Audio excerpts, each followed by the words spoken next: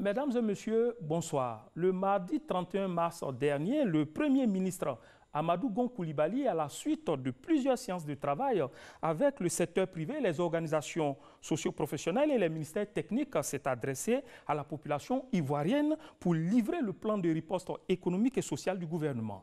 Comment cette stratégie se décline-t-elle sur le terrain? C'est l'essence de ce numéro, ça fait l'actualité.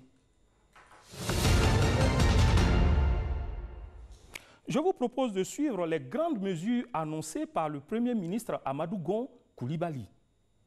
Un plan de riposte sanitaire d'un montant de 95 milliards 880 millions de francs CFA a été arrêté par le président de la République qui vise à briser la chaîne de transmission de la maladie, à garantir la meilleure prise en charge des malades, à isoler et à suivre les personnes ayant été en contact avec ces malades et à poursuivre les efforts pour maintenir les populations à l'abri de la contamination. Le gouvernement s'attelle à la mise en œuvre rapide de ce plan pour lequel il a déjà mis en place un fonds de 25 milliards de francs CFA. Les discussions sont en cours avec les partenaires techniques et financiers pour mobiliser donc des ressources complémentaires. L'état d'avancement de la mise en œuvre du plan de riposte sanitaire fait apparaître la situation suivante. La capacité de prélèvement des cas suspects et d'analyse a été renforcée. L'extension des sites de prise en charge des cas positifs est en cours, tant à Abidjan qu'à l'intérieur du pays. L'ensemble des commandes urgentes de matériel de protection a été passé. Le renforcement du système de soins est en cours. Les stocks de médicaments sont disponibles pour faire face aux besoins. Notre croissance économique, estimée à 7,2% pour l'année 2020, serait réduite de moitié, est estimée aujourd'hui à 3,6% dans l'hypothèse d'une maîtrise de la pandémie à fin juin 2020. L'Afrique, quant à elle, connaîtrait une réduction de sa croissance au niveau du continent de 3,2% à 1,8%. Et au niveau mondial, il est projeté une récession. Par conséquent, les populations sont durement frappées au plan socio-économique par cette pandémie. Le gouvernement est conscient que notre pays vit une période particulièrement difficile. À cet égard, le gouvernement prendra les dispositions ci-après. Suspendre les contrôles fiscaux pour une période de 3 mois. Reporter de 3 mois le paiement des taxes forfaitaires pour les petits commerçants et artisans, notamment les maquis, les restaurants, les boîtes de nuit, les bars, les cinémas et les lieux de spectacle. Différer pour une période de 3 mois le paiement des impôts, taxes et versements assimilés dus à l'État, ainsi que des charges sociales du fait des difficultés de trésorerie des entreprises. Réduire de 25% la patente transport. Différer pour une période de 3 mois le paiement de l'impôt sur les revenus de capitaux des entreprises du tourisme et de l'hôtellerie qui éprouvent des difficultés. Exonérer les droits et taxes de port sur les équipements de santé, matériel et autres intrants sanitaires entrant dans le cadre de la lutte contre le Covid-19. Annuler les pénalités de retard dans le cadre de l'exécution des marchés et commandes publiques avec l'État et ses démembrements durant la période de crise. Rembourser les crédits de TVA sous un délai de 2 semaines grâce à un allègement des contrôles a priori et le renforcement des contrôles a posteriori. Continuer malgré la crise le paiement de la dette intérieure, notamment aux entreprises et sous-secteurs sinistrés du fait de la crise, en privilégiant les factures inférieures à 100 millions de francs CFA pour atteindre le maximum d'entreprises, en particulier les PME et les TPE. Vous venez de suivre là un extrait de l'adresse du Premier ministre Amadou Gon Coulibaly le 31 mars dernier à la population ivoirienne. Avec moi sur ce plateau, le ministre de l'Économie et des Finances, Adama Coulibaly, pour décrypter ce plan économique et social du gouvernement. Bonsoir, monsieur le ministre. Bonsoir, monsieur.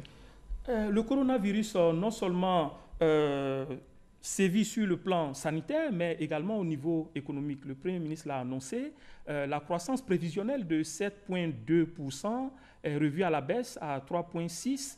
Cela représente quoi en termes de perte pour la richesse nationale, c'est-à-dire le produit intérieur brut? Monsieur Koné, merci pour l'occasion que vous nous donnez d'aller un peu plus loin dans l'explication aux populations du contenu du plan qui a été décliné par Monsieur le Premier ministre.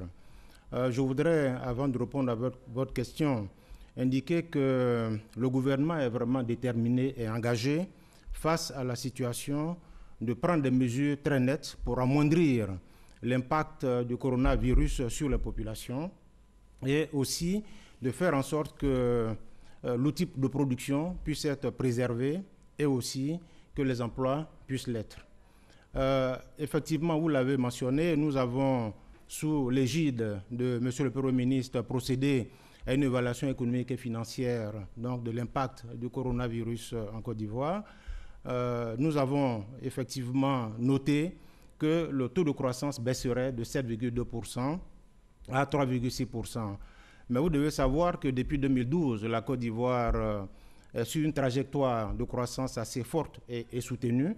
Et avec l'impact du coronavirus, qui n'épargne aucun pays dans le monde, la Côte d'Ivoire n'est pas épargnée non plus. Donc nous nous trouvons effectivement avec un taux de croissance réduit de moitié. Qu'est-ce que ça représente en termes de perte de PIB? Voilà. Je dois vous dire que sur le scénario de référence qui était à 7,2%, nous étions à un PIB de 36 947 milliards. Avec la réduction, la réévaluation, nous sommes maintenant à 36 044 milliards, ce qui fait une perte de 903 milliards de francs CFA. D'accord, une série de mesures prises pour soulager les petits commerçants et artisans. Il s'agit d'abord d'allègements fiscaux, les maquis sont fermés, les restaurants sont fermés, les cinémas, les lieux de spectacle. Est-ce que ces mesures-là d'allègements fiscaux sont suffisantes quand on sait que ces structures ont d'autres charges à supporter? Ce sont des mesures qui sont prises d'abord pour alléger disons, les charges sur ce secteur. On a parlé d'alléger la trésorerie de ces structures. Oui, alléger la trésorerie à travers le paiement des dettes. Ça, c'est pour les structures qui sont effectivement organisées, les entreprises formelles. Oui. Mais ce que vous avez mentionné tout à l'heure, quand on regarde bien, ce sont en fait les activités informelles. Et vous avez parlé de maquis, de restaurants, de bars et autres. De ce point de vue-là, il est prévu des mesures d'accompagnement. Le plan prévoit effectivement, ça a été annoncé par Monsieur le Premier ministre, 100 milliards d'accompagnement pour les entreprises du secteur informel. Il faut rappeler que ce secteur informel, il est important, aussi bien en Côte d'Ivoire que dans tous les pays de la sous-région. En Côte d'Ivoire, il représente 30% du PIB. Dans d'autres pays de la sous-région, c'est plus de 50%. Il représente 30%, mais en termes de volume, de proportion, c'est beaucoup de personnes. Oui, ça fait beaucoup de personnes, c'est vrai, puisqu'on a fait une évaluation, une étude a été faite également qui montre que la majorité des emplois se trouvent dans le secteur informel. Tout à fait. Quand on le dit, on pense également au secteur rural, qui n'est pas un secteur formel. Et donc, on a effectivement beaucoup d'emplois dans ce secteur informel. Alors, on parle du secteur informel, c'est dire que ce n'est pas un secteur qui est organisé, qui est modernisé. Comment, techniquement, l'appui du gouvernement va s'exercer? Quel est le mécanisme? Par quoi les artisans ou bien les acteurs de ce secteur vont passer pour pouvoir accéder donc à l'appui du gouvernement? Il y a deux modalités que nous sommes en train d'examiner qui seront probablement validées avec les opérateurs du secteur. Il s'agit premièrement de faire en sorte que nous puissions apporter un soutien direct à ceux des opérateurs du secteur informel qui auront tout perdu. Et deuxièmement, de faire en sorte que nous puissions, au sortir de la crise, faire des prêts en fait, aux entreprises du secteur informel en les amenant progressivement à se formaliser, ce qui leur permettrait d'avoir un accès au marché public, ce qui leur permettrait également de pouvoir, ceux qui ont le potentiel en tout cas, de pouvoir se développer et devenir des TPE ou des PME. Voilà ce que nous sommes en train de voir au niveau donc, du secteur informel. Je voudrais qu'on soit concret, Monsieur le ministre. Alors, quelqu'un qui est tenancier de maquis, par exemple, qui est fermé aujourd'hui à la sortie de la crise ou bien pendant la crise, comment fait-il pour accéder donc au soutien de l'État? Mais celui qui est aujourd'hui sans activité du tout, parce qu'effectivement ces activités sont fermées, cette personne sera considérée comme une personne pouvant bénéficier de l'assistance humanitaire, parce que vous verrez effectivement que dans le programme, il y a également un volet d'assistance humanitaire là-dedans. Ce seront considérés comme des personnes fragiles, des personnes qu'on doit soutenir. Mais ce qui est important, c'est de voir effectivement qu'au sorti de la crise que nous souhaitons la plus courte possible, nous serons amenés à faire en sorte que ces opérateurs-là puissent reprendre leurs activités, mais en étant, disons, des activités qui vont de plus en plus se formaliser et renforcer le tissu économique national. C'est ce que nous entrevoyons avec la mise en place de ces 100 milliards destinés donc au secteur informel. Je suis obligé d'insister parce que c'est une frange importante de la population. Vous êtes en train de les rassurer. À quelle porte vont-ils frapper, Monsieur le ministre? Ben, écoutez, Monsieur le Premier ministre a annoncé le plan il y a 2 jours.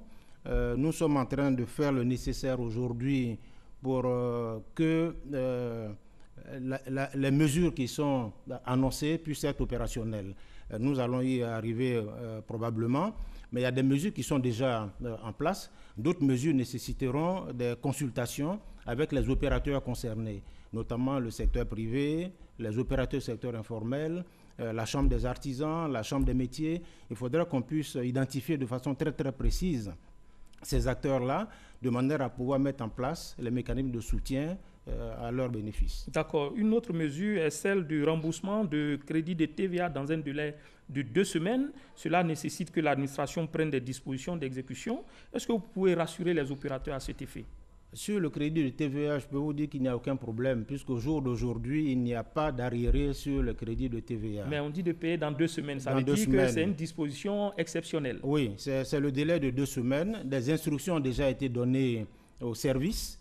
Et je peux rassurer les opérateurs qui sont concernés que cette histoire sera réglée sans difficulté.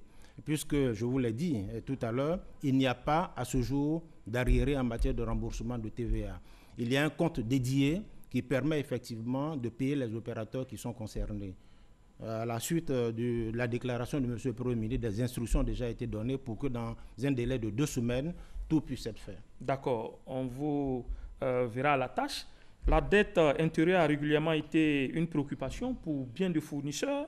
Quel est le niveau aujourd'hui de cette dette intérieure? La dette intérieure, effectivement, son paiement permettra de fluidifier très clairement en fait, les activités des opérateurs économiques. Il faut les accompagner. Le niveau est aujourd'hui de 300 milliards. 300 milliards, il y a des modalités pour payer en fait ces dettes intérieures. Il a été précisé que pour atteindre le plus grand nombre, il faut payer la dette qui est en deçà de 100 millions pour pouvoir toucher le plus grand nombre d'opérateurs possible, notamment les petites et moyennes entreprises qui constituent aujourd'hui l'essentiel de notre tissu économique. Donc, les instructions ont été données et là, les paiements sont en cours. D'accord. Venons-en aux 250 milliards que le Premier ministre Amadou Gon Coulibaly a prévu pour soutenir le privé.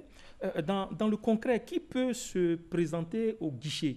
Les PME, les grandes entreprises? Quelle structure? Non, les 250 milliards de soutien à l'économie, d'abord, il faut savoir que la philosophie qui est derrière ça, c'est de faire en sorte que l'outil de production soit préservé. Tout à fait. C'est de faire en sorte également que les entreprises puissent maintenir en situation d'emploi, disons, leurs salariés, pour éviter justement que le licenciement massif ne puisse entraîner des difficultés dans la gestion et dans la fragilisation en fait du tissu. Fondamentalement, c'est ça l'idée. Maintenant, sur les 250 milliards, il y a une partie qui est destinée aux petites et moyennes entreprises, et il y a une autre partie qui est destinée au renforcement du fonds de garantie qui est déjà en place, et l'autre partie concernera en fait les entreprises. Mais comme je vous l'ai dit tantôt, nous allons discuter avec les opérateurs privés pour voir de façon précise quel est le montant, la répartition par entité. Ah, ce sont les conditions. Et demain, d'ailleurs, nous aurons une réunion avec les opérateurs du secteur privé demain. Ben, c'était des discussions qu'on a dit inclusives. Est-ce que cette disposition n'avait pas été prévue dans vos échanges? Non, je vous ai dit que nous avons eu des consultations sous l'égide de M. le Premier ministre avec les opérateurs du secteur privé. Nous avons recensé leurs préoccupations. Et c'est tout ça qui a permis en fait de bâtir, de sortir ce plan de soutien économique, social et humanitaire. Maintenant, il s'agit de retourner vers eux, puisque les mesures ont été prises, retourner vers eux pour voir l'opérationnalisation des mesures, qui peut être bénéficiaire de ces différentes ressources, parce qu'il faut quand même des conditions minimales pour pouvoir accéder à ces ressources. Je vois par exemple... Et ces conditions sont quoi? Mais ce sont les entreprises qui sont en difficulté, qui pourraient recourir à ces ressources-là. J'imagine par exemple qu'une entreprise qui perdrait 50% de son chiffre d'affaires pourrait effectivement être assistée à partir de ces ressources. Et comme l'un des objectifs également, c'est de maintenir et de préserver l'emploi, ben, il faudrait certainement que certaines entreprises s'engagent à maintenir l'emploi pour qu'on puisse effectivement faire en sorte qu'ils puissent avoir accès à ces ressources-là. Ce sont ces conditions-là que nous allons discuter avec les opérateurs. Et ça commence demain? Demain, on a une réunion avec eux. Et vous comptez finir quand? Ben, écoutez, le plus tôt possible, parce qu'il y a urgence. Donc, nous travaillons dans l'urgence. Tout à fait. Oui. D'accord. Alors, la campagne intermédiaire de cacao a débuté hier 1er avril. Cela nous amène à poser la question du mouvement des marchandises au plan international. Quel est le rythme de sortie des produits de rente aujourd'hui? Ben, écoutez, la campagne principale s'est terminée le 31 mars. Le 31 mars, vous l'avez mentionné, on n'a pas eu de problème de sortie en fait, de produits à ce niveau. Au niveau du cacao, nous avons pu exécuter tous nos contrats à 93%, ce qui est un taux, je dirais, assez intéressant. Maintenant, au niveau de la campagne intermédiaire, elle ne fait que commencer. Donc, je pense qu'il est un peu prématuré de dire que, bon, il y a un problème au niveau de la sortie des produits. Pour l'instant, nous n'avons rien constaté. Non, ce n'était pas de dire un problème, c'est de savoir quel était le rythme. Voilà. Il n'y a aucun problème. Parce qu'au niveau de la NACAD, il y a quelques soucis pour le ramassage. Les prix sur le terrain ne sont pas respectés parce qu'on vit une crise sanitaire qui a des conséquences économiques. Au niveau de la NACAD, il y a quelques difficultés effectivement qui ont été constatées. Le gros des problèmes à ce niveau-là, en fait, c'est la fuite, en fait, la production à travers des pays voisins. Mais avec la fermeture des frontières aujourd'hui, je pense que c'est un phénomène qui doit être plus ou moins contrôlé. Nous allons adresser cette question de façon plus détaillée, justement, avec les ressources qui sont destinées aux filières. Donc, le ministre de l'Agriculture avec nous-mêmes et les responsables des filières, nous allons discuter pour voir les difficultés réelles auxquelles les secteurs sont confrontés pour pouvoir effectivement les assister. En termes d'intrants, par exemple, s'ils ont des difficultés à avoir accès aux intrants, on peut effectivement, à travers les ressources qui leur sont destinées, financer des intrants. On sait que généralement la campagne intermédiaire est caractérisée par des fèves de petite taille et par une baisse de la production, mais une baisse aussi du prix. Mais là, le gouvernement a maintenu le prix du kilogramme de cacao à 825 francs. Est-ce là une conséquence des dispositions que vous venez de prendre avec l'ensemble du secteur, des secteurs économiques? Le prix a été maintenu pour justement donner un signal, pour montrer effectivement que le gouvernement est soucieux du bien-être des populations et des paysans. Vous avez indiqué tout à l'heure les difficultés qu'il pourrait y avoir au niveau de la campagne intermédiaire en termes de qualité et autres. Mais nous raisonnons en fait sur la totalité de la campagne, aussi bien la campagne intermédiaire que la campagne principale. C'est sur ça que nous faisons le bilan d'une manière générale. Donc aujourd'hui, il n'y a vraiment pas de difficultés particulières. Les prix ont été maintenus justement pour permettre aux populations d'avoir des revenus leur permettant de faire face à leurs besoins. Il va y avoir des revenus. Il est également annoncé un montant de 250 milliards pour soutenir les produits de rente. Mais il y a quelques jours, les évéaculteurs ont décidé de ne plus saigner parce que les cours étaient mauvais. Comment cette annonce peut changer leur décision? Bon, d'abord, les évéaculteurs, ce qui se passe, c'est que sur le marché, internationales, les usines qui utilisent les produits sont quasiment fermées. Donc il n'y a pas de débouché. Et c'est ce qui fait actuellement qu'il y a, disons, un ralentissement dans les saignées. Donc nous avons pris des mesures justement de soutien aux filières pour les accompagner, pour les assister. Maintenant, les modalités pratiques, comme je vous l'ai dit, vont être discutées avec les responsables des filières et le ministre de tutelle qui est le ministre de l'Agriculture. Alors, monsieur le ministre de l'Économie et des Finances, toutes ces dispositions qui ont été annoncées pour appuyer, pour soutenir le secteur économique, pour appuyer le système de production, permettront-elles vraiment d'assurer, de sauver les emplois? Oui, c'est ce que nous souhaitons.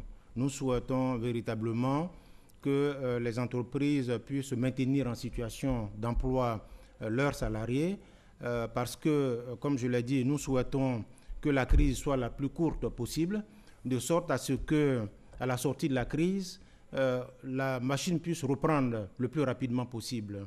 C'est pour cela qu'il y a le soutien en termes de préservation de l'outil de production, mais également en termes de maintien des salariés en place, de manière à ce qu'au bout de 3-4 mois, quand la crise sera derrière nous, nous puissions amorcer la pompe assez rapidement. Je vous donne simplement l'exemple de la Chine. Vous avez vu que la Chine a pu contenir la crise dans une période de 3 mois. Aujourd'hui, les machines ou bien l'outil de production chinois est en plein régime.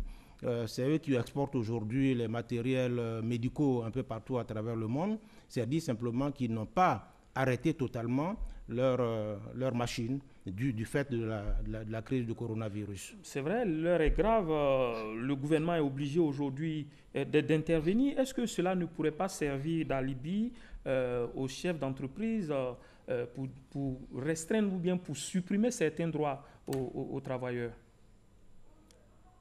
Supprimer les droits aux travailleurs, je pense qu'il y a une législation qui est en cours.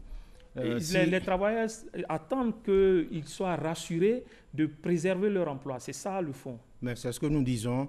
Nous souhaitons que les travailleurs puissent être maintenus en situation d'emploi. Et c'est pour cela que cette assistance leur sera apportée en fait au secteur privé. Et je vous ai parlé tout à l'heure de critères. Parmi les critères, nous allons en discuter avec les opérateurs concernés. Comment faire en sorte que les entreprises qui maintiendront en situation d'emploi leurs salariés puissent être les premiers à bénéficier en fait des ressources qui seront mises à disposition. Je crois que c'est ça l'idée. Alors, qu'est-ce qu'il se passerait si certaines entreprises, malgré ces appuis-là, arrivaient à se débarrasser de certains de leurs collaborateurs? Écoutez, nous ne le souhaitons pas, mais je pense qu'il y a une législation, il y a le droit du travail, il y a un système d'arbitrage qui doit se mettre en place, mais je ne pense pas qu'on en arriverait là, puisque les entreprises elles-mêmes, elles savent qu'elles ne doivent pas arrêter de travailler, sauf cataclysme. Nous, on n'en est pas encore là. Mais il faut maintenir les emplois. La transition est trouvée, c'est le volet social que nous abordons par rapport à l'adresse du Premier ministre. Les dates limites de paiement des factures ont été décalées. N'est-ce pas retarder un problème? Parce que le consommateur qui attendra de payer dans 3 mois sera en même temps en train de consommer et donc se retrouvera avec 2 factures à régler au terme de ce qui a été décidé. Non, je pense qu'à ce niveau-là... Est-ce qu'on résout le problème durablement ou bien profondément? On ne reporte pas le problème, on le règle de façon temporaire, puisque cette crise-là, elle est temporaire. Elle est temporaire. Ce qui est prévu simplement, c'est que les factures seront décalées en termes de paiement. Et pendant cette période-là, il n'y aura pas de pénalité à payer, ce qui n'était pas le cas dans le passé. Votre facture est déposée, vous ne payez pas la facture pendant une période donnée, vous la payez avec une pénalité. Cette pénalité n'existe plus. Et donc, il y aura également des modalités de paiement qui seront accordées, disons, aux populations qui sont concernées. Bien sûr, les autres factures vont arriver, mais attendons de voir. Je pense que le ministère de l'Énergie est en train de voir les modalités pratiques pour voir comment, avec les fournisseurs de ces services-là, on pourrait adoucir. Je vous l'ai dit, l'engagement de l'État, c'est vraiment d'amoindrir l'impact du coronavirus sur la population. Donc tout ce qui peut être fait pour amoindrir cet impact-là, nous le ferons. Et donc s'il y a une accumulation de factures, des modalités seront faites pour que les paiements se fassent de façon échelonnée. D'accord. Les couches les plus défavorisées seront totalement prises en charge. On parle d'1 million de ménages. Cela représente quoi dans le budget de l'État? Oui, les ménages les plus défavorisés, on parle d'1 million de... 6 millions de personnes. Ça fait 6 millions de personnes, ça fait quand même 25% de la population, ce qui est quand même important. Et ces personnes n'auront pas à payer. Leurs factures seront prises en charge totalement par l'État. L'évaluation qui a été faite est estimée à autour de 10 milliards. Entre 9 et 10 milliards de francs CFA, c'est le coût en fait, de la prise en charge de ces factures-là par l'État. Élément important, la surveillance des prix. Alors, comment procéder car la réalité est que le sac de pommes de terre qui était à 6 000 francs est monté à 8 500 francs. Le kilogramme de viande aujourd'hui est vendu précédemment à 2 200 et à 2 500.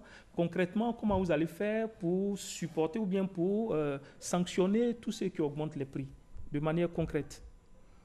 Ben, écoutez, les services du ministère du Commerce sont à pied d'œuvre. Vous les voyez sur les marchés tous les jours. Je crois que la principale mesure à prendre, c'est véritablement de faire en sorte qu'il y ait une surveillance accrue, qu'il y ait un renforcement des contrôles des prix. Parce qu'il n'y a aucune raison que les prix flambent sur les marchés. Il n'y a pas de pénurie.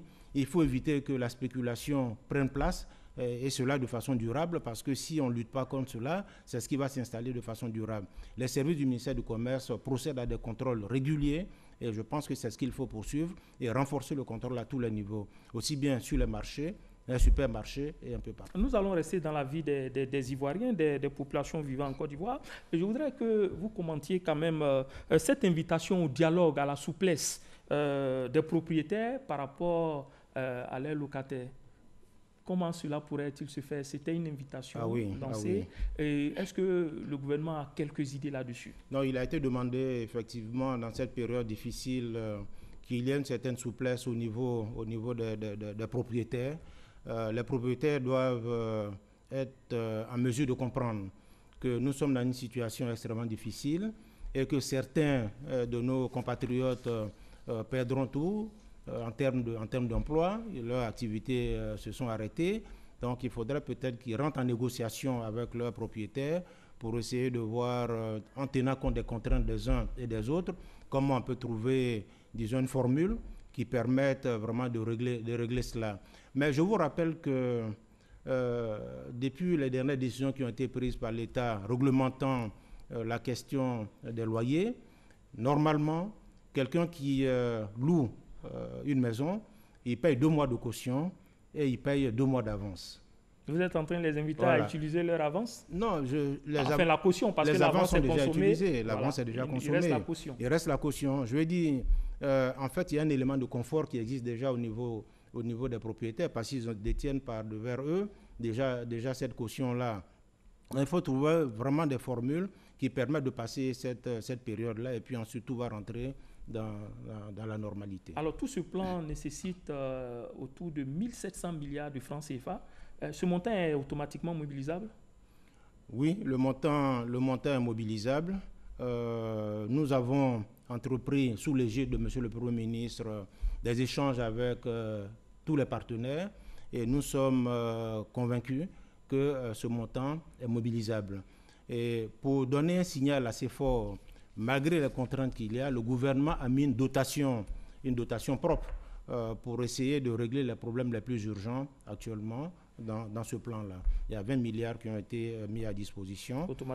Automatiquement, étant entendu que sur le plan de riposte sanitaire, l'État avait déjà mis 25 milliards d'emblée pour financer les actions les plus urgentes également. D'accord. Nous allons parler un peu au niveau international. Au mois de mars dernier, le Fonds monétaire international a annoncé un fonds de 50 milliards de dollars dans la lutte contre le Covid-19, dont 10 milliards qui peuvent être prêtés à des taux nuls. Est-ce que la Côte d'Ivoire s'intéresse à ce guichet? Oui, bien sûr. Nous sommes en pleine discussion avec le FMI pour mobiliser assez rapidement la quote-part qui reviendrait à la Côte d'Ivoire. Donc, nous sommes effectivement concernés par cela. Et les montants qui sont en jeu sont en lien avec nos ambitions de financement de notre programme. Et également au niveau de la BCAO, il y a question de renforcer le fonds de bonification de la BOAD avec un montant de 25 milliards pour faciliter les prêts concessionnels que la BOAD fait aux États. Ce guichet aussi vous intéresse? Oui, ça c'est déjà effectif puisque nous avons reçu au niveau de la BCAO cette information qui d'ailleurs fait suite à une réunion du Conseil des ministres de l'UEMOA. Le fonds de bonification effectivement a été activé. Nous avons un emprunt autour de 2% parce qu'il a été bonifié. Et il faut dire également que la BOAD a décidé de faire en sorte que les États de l'UEMOA, en tout cas, ne puissent pas rembourser pendant cette période-là le capital de leur emprunt. Ce qui sera remboursé, c'est simplement les intérêts. Voilà, tout ça, c'est des mesures justement pour accompagner les pays pour faire face aux enjeux de cette pandémie. Toujours dans sa riposte, avant-dernière question, la BCAO a admis 1700 entreprises privées qui n'étaient pas éligibles à son portefeuille, de sorte que ces entreprises puissent accéder à 1050 milliards de francs CFA. Au niveau de la Côte d'Ivoire, combien d'entreprises pourraient bénéficier de cette caisse? Écoutez, je n'ai pas le détail, mais ce que je peux vous dire simplement, c'est que quand vous regardez au niveau de l'espace, les entreprises ivoiriennes sont les plus nombreuses. Je voudrais prendre pour exemple simplement la bourse des valeurs mobilières. Vous verrez là que les entreprises qui sont cotées, 80%, 90% sont des entreprises ivoiriennes. Donc je peux dire que sur les 1700 entreprises, on n'a pas fait le pointage, mais je vais dire on aura quand même une part belle de nos entreprises qui sont concernées par ça. Monsieur le ministre, on ne sait pas vraiment la fin de cette crise qu'on souhaite vraiment très proche, mais je voudrais qu'on se projette comme dernière question. Comment est-ce que vous voyez la reprise, la mise à niveau d'abord, mais la reprise de l'activité économique, surtout le maintien des emplois après cette crise que nous vivons actuellement?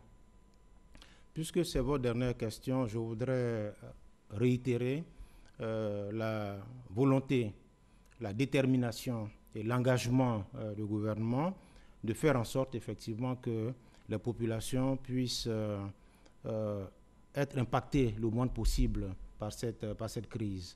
Et le gouvernement souhaite également, et toutes les mesures seront prises à cet effet, que le taux de production soit préservé et que les emplois également soient préservés. Fondamentalement, c'est de ça qu'il s'agit. Maintenant, vous savez, quand on fait des analyses économiques, on les fait d'une année à une autre. Et les analyses qui sont faites également s'appuient sur l'environnement international. Nous projetons sur 2021, il y aura un rebond très net. Parce que c'est pour cela que nous souhaitons que en fait, la crise soit la plus courte possible et que les entreprises puissent garder leur outil de production, puissent garder les emplois de manière à pouvoir redémarrer assez rapidement et contribuer efficacement au rebond qui aura lieu en 2021. Merci. Le ministre de l'Économie et des Finances, Adama Coulibaly, était sur ce plateau pour parler de l'impact des différentes mesures annoncées le 31 mars dernier par le Premier ministre Amadou Gon Coulibaly. Merci d'avoir répondu à notre invitation. Mesdames et messieurs, merci de nous avoir suivis. Restez sur la chaîne qui rassemble.